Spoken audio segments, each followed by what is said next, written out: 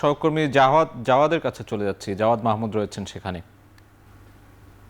সাজিদ, যেমন বলছিলেন যে তারেক রহমান আজকে এই চট্টগ্রামে সমাবেশ করেছেন। চট্টগ্রামের পরে তিনি ফেনীর উদ্দেশ্যে রওনা করেছেন।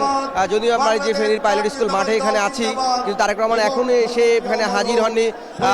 অথচ সকাল থেকেই নেতাকর্মীরা এই পাইলট স্কুল মাঠে তারা জড়ো হচ্ছিল এবং এইখানের যারা নেতাকর্মী রয়েছেন তাদের মধ্যে উচ্ছ্বাস এই কারণেই যেটি এখানে বেগম খালেদা জিয়ার তার বাবার বাড়ি অর্থাৎ তারেক রহমানের নানা বাড়ি বেগম খালেদা জিয়া এই আসনে তিনি এবারও প্রতিনিধিত্ব করছিলেন এবং এর আগেও তিনি এখান থেকে নির্বাচিত হয়েছিলেন, নির্বাচন করেছেন ফেনী 1 থেকে। অর্থাৎ এই ফেনীর সাথে বেগম খালেদা জিয়ার যে স্মৃতি ওতপ্রোতভাবে জড়িত রয়েছে এবং কিছুদিন আগে যে খালেদা জিয়ার যে প্রয়াণ, সেই প্রয়াণের কারণে এখানকার মানুষের মধ্যে সেটির একটি প্রভাব পড়েছে এবং তারা মনে করছে যে বেগম খালেদা জিয়ার যে লিগ্যাসি অর্থাৎ বেগম খালেদার যে উত্তরসূরি, সেই উত্তরসূরি হিসাবে তারেক রহমানকে তারা এখান থেকে নির্বাচিত করা, তারেক রহমানের দলকে এবং তারেক রহমানকে শক্তিশালী করার জন্য ফেনীবাসী ঐক্যবদ্ধ হয়ে কাজ করবেন।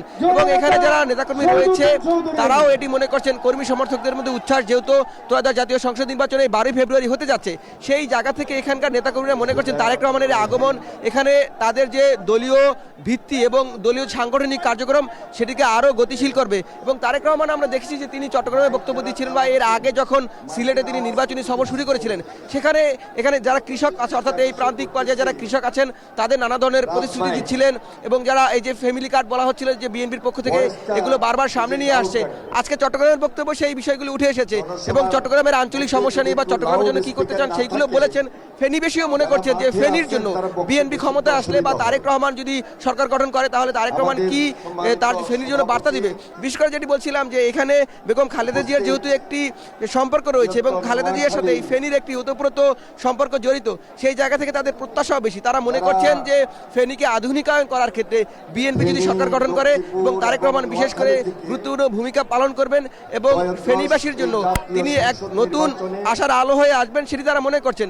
এবং এই জন্যই আমরা যারা নেতাকর্মী যাদের সাথে এসেছি এবং এখানে কথা বলেছি, তারা বলছেন যে আগামী নির্বাচনে তাদের দলকে জয়ী করতে তারা ঐক্যবদ্ধভাবে কাজ করবেন এবং তারেক রহমান আজকে এটিও তারা প্রত্যাশা করছেন যে তাদেরকে সাংগঠনিক বার্তা দিবেন কিভাবে ভোটের মাঠে তার দলকে বিজয়ী করা যায়।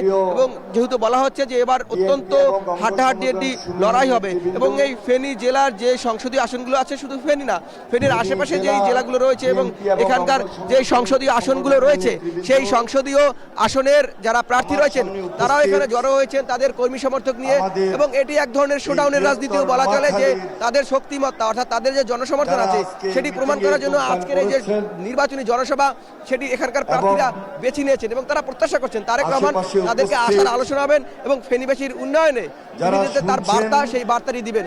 এই ছিল এখন পর্যন্ত ফেনীর যে পাইলট স্কুল মাঠ, সেই মাঠ থেকে ফেনীর তারেক রহমান জনসভার সবশেষ।